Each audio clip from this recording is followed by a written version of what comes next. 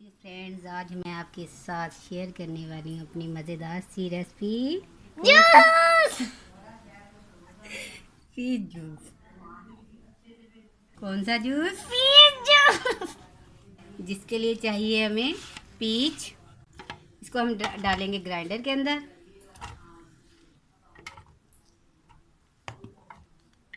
Salt, black salt, sugar 1 2 3, water,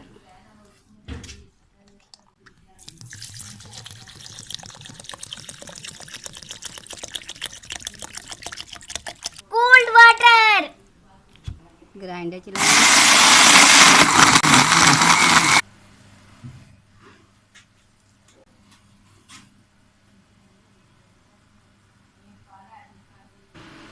बताएं। Yummy juice. हमारी video को लाइक करें, सब्सक्राइब करें एंड शेयर।